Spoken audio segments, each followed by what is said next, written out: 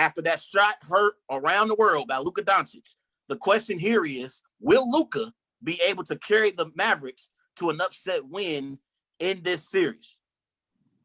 Man, first of all, Luka practiced that shot almost every day. Like, he practiced that step back three every day. And the step backs is taking over the NBA. But to answer your question, though, Trey, I believe Luka can carry this team over this Clippers team. And let me tell you why. Because the second star on the Clippers team, Paul George, is not showing up again. He's not giving them 150% of effort work. He's being the cancer on the team because he's not showing up and playing his part. Now it was more impressive that Luka Doncic led this Mavericks team without Kristaps Porzingis. And I think that game, man, I was watching, I'm like, wow. Every possession, they was scoring, they was hyped. Like, he made them feel like they made them better around them. Like, he turned the gas on. Like you said, Trey Burke had 25 points. Seth Curry had like 20 points. He only missed one shot in the game. Tim Hardaway had 20 points. Like, he had everyone active. And we can't forget about Luka. Luka was doing his thing. And you just see it. You should expect from this type of guy because he's a superstar in the making. He's a future superstar. And if they keep playing like this and Paul George's not showing up, they have a high chance of knocking off the Los Angeles Clippers. Yeah, I agree with you. I think if Paul George continues to have no-shows in these playoff games, the Los Angeles Clippers and Doc Rivers and Kawhi Leonard, they in trouble. But when it comes to Luka Doncic's clearance, right now, like, I believe Luka Doncic is the best player in the NBA under the age of 25. I love me some Jason Tatum with the Boston Celtics, and I think he is a superstar in the making. Siakam for the Raptors, he on the come up, and obviously has a championship on his resume. And of course, I'm a Donovan Mitchell fan. He fresh off a 51-point game performance last night against the Denver Nuggets. But what this kid, Luka Doncic, is currently doing at age 21, Clarence, this is something that we have not seen before. I don't remember LeBron, MJ, Kobe, Melo, KD. I don't even remember them doing what Luka's doing right now at 21. Right now, what Luka Doncic is doing at age 21, we haven't seen it before, and it's something that is very, very unique. Like, he was supposed to be playing on a bad left ankle, Clarence, on a bad left ankle. Like, guy is unbelievable. And to drop a triple-double, hitting big-time shots, going shot for shot with Kawhi Leonard and Lou Williams, it's amazing what this young brother and Luka Doncic is doing right now. And I couldn't even tell that he had a bum ankle. I couldn't tell he had a bum ankle. Either. He was making play after play after play. And every time it seemed like the Clippers were going to pull away from the Mavs, here comes Luka bringing the Mavs back on a long run that gets them back into the basketball game. Luka became the third player in NBA playoff history with a triple-double and a game-winning buzzer-beater shot in the same game. So he's playing great basketball, and he's starting to creep his way, Clarence, into that top 5 NBA player conversation. When you think about it, what this brother is doing right now, carrying the Dallas Mavericks, he's playing at such a high level. He's such a great floor leader. He's such a great facilitator, and he's a tremendous passer. What he's doing right now, he is creeping his way into that top 5 NBA players list for me. And I want to show some love to Trey Burke and Tim Hardaway. They stepped up in Kristaps Porzingis' absence. They dropped a combined 46 points. They went 18 of 32 shooting from the floor. They went 7 of 13 from three-point range. So they stepped up big time in Porzingis' absence. When I was on Twitter before the game clearance, when I saw that Kristaps was out, I said, oh man, this is big trouble for the Mavs. Right. This is big trouble for the Mavs. And I think the Clippers are going to take advantage of Porzingis' injury, and they're going to go up 3-1 and take a commanding lead in this series. And Luka shut that completely down. He showed up to the party yesterday, and he showed why he is universally recognized as the best player that we have currently under the age of 25.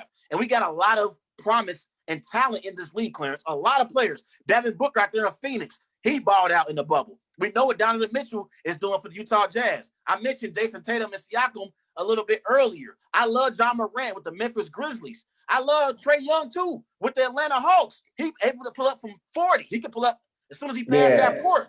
But none of these dudes is doing what Luka Doncic is doing, Clarence.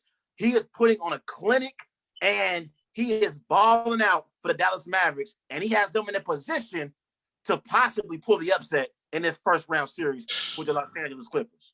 Man, I ain't gonna lie, Trey. I wouldn't expect this NBA playoffs to be crazy like this. I mean, understandable about the bubble and no fan situation, but these lower seed teams, like I consider them as younger teams, these teams, man, is coming up. And the Dallas Mavericks, they are definitely like surprising. It's surprising that Luka put on the clinic like that, like you said. What, 43.17 is rebound?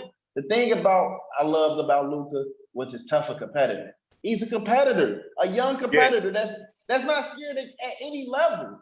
He's not afraid at any level. You see the game. You see the times he went at Marcus Morris. He missed the shot. He snatched it, and he's yelling, "And one!" He's a tough competitor. That's a tough competitor right there.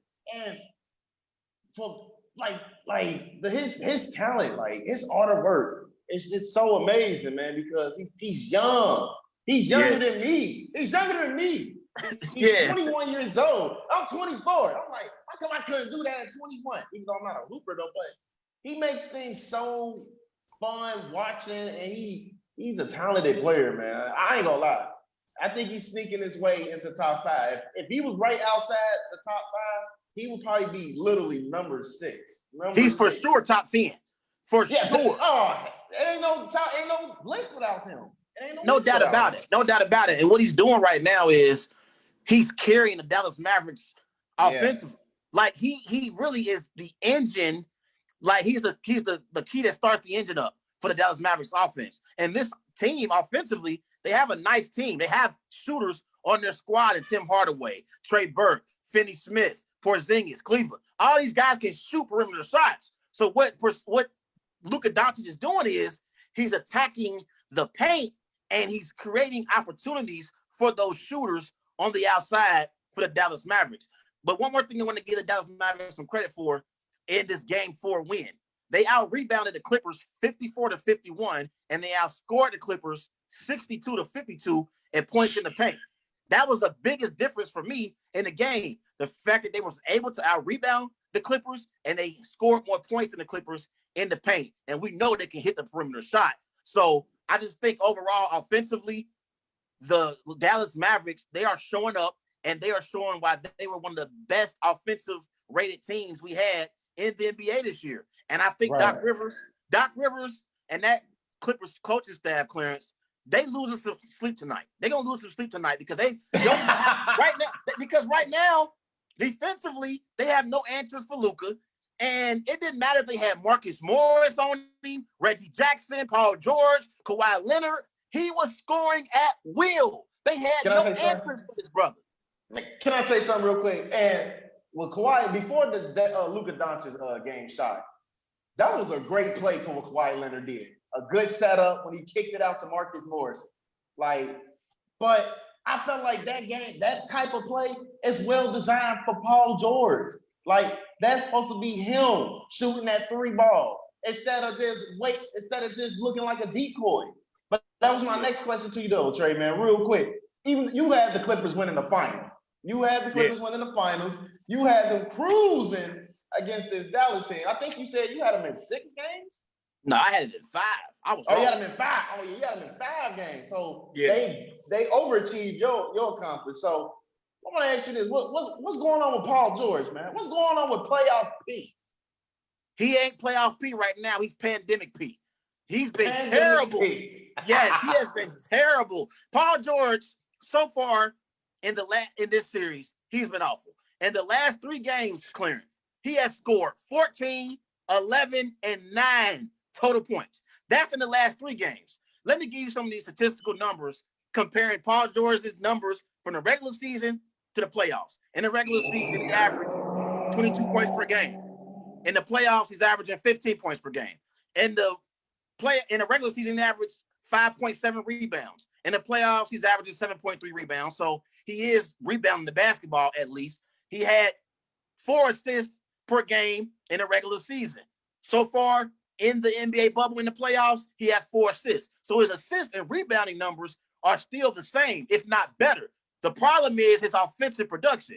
During the regular season, he shot 44% from the field. So far in these playoffs, he shot 29% from the field. So he's been terrible offensively for the Los Angeles Clippers. And he's not that co-star right now that Kawhi Leonard needs to take the Clippers to their ultimate goal, and that's to win a championship. If you remember, last year, Kawhi Leonard had an opportunity to re-sign with the Toronto Raptors.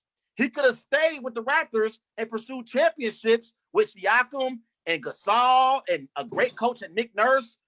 Basically, Kawhi Leonard chose Paul George over Siakam. That's pretty much what happened. And he did. And so far, since these playoffs have started, that decision seems like a decision that Kawhi Leonard may regret. He may regret it because playoff P has turned into pandemic P, and he's been terrible so far in these playoffs, Clarence. And he has to get it together in order for them to have any chance of winning the NBA championship. They were my championship pick, but that was Paul George playing at a superstar level. He has superstar capabilities, but he's been playing like a role player. He's been playing terrible. I expect more from Paul George. Man, he's been shooting horrible, bro. 10 for 47? And you said the last 3 games, 15, 11, and 9? The last 3 games, 14, 11, and 9. That's just point total. I think, and then he's 10 for 47 in field goal. So he's not shooting the ball enough. And he stated himself like if he shot the ball, he'd be playing a lot more better. I don't even think that because I just think he don't have good luck in the playoffs. I just don't think that. 4 straight sweeps. He ain't made it past the second round in 4 or 5 years. This guy is struggling in the playoffs, man. Now he hasn't gotten past the first round since I believe like 2014. He hasn't been past the first round since like 2014. But that one year, I want to say it was 2018 or 2017. I can't remember exactly which year. But they went up against LeBron James and the Cavaliers. If you lose to LeBron, okay, that's understandable. But I still expect you to play well. But last year in the playoffs, he didn't play very well for Oklahoma City. He didn't do very well even with them in the playoffs. So I just think playoff P, has been terrible so far in these NBA playoffs, and he has to get together. But one more thing I want to say real quick, Clarence, before we move on. Yeah.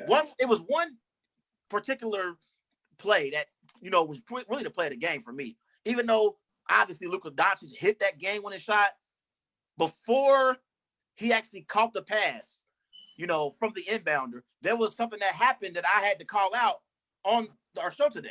On that last play, why didn't Kawhi fight over the screen and guard Luka on the last play? Why did you seen that. Why did you switch a 6'3" guard and Reggie Jackson? And defensive win shares this year, Reggie Jackson, he is ranked 235th. 235th in defensive win shares. Now, I will say, had Patrick Beverly been playing in this game, Clarence, Patrick Beverly would have been in the game on the last possession. It would have been Reggie Jackson. But I still have an issue with Kawhi Leonard, a player who's won a Defensive Player of the Year award, letting the Mavericks do the pick and roll, and they get the switch on Reggie Jackson.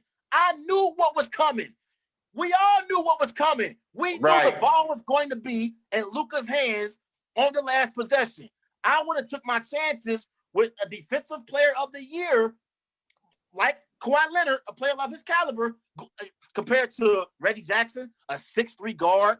Like, you lose about 4 or 5 inches on that matchup. I think he's 6'7" too. Once that switch took place, the Mavericks had the advantage. They had the advantage. And I think Kawhi Leonard should have did a better job of fighting over that screen. I agree. I definitely agree. Regardless, Luka is scoring on you in the game. But you're right, though, Trey. In that type of moment, he literally let the time clock go down. In that moment, Kawhi Leonard needs to be on him. Kawhi Leonard needs to be defending him. He could have defended that 3. His hands is huge to cover his whole face. I didn't understand that either.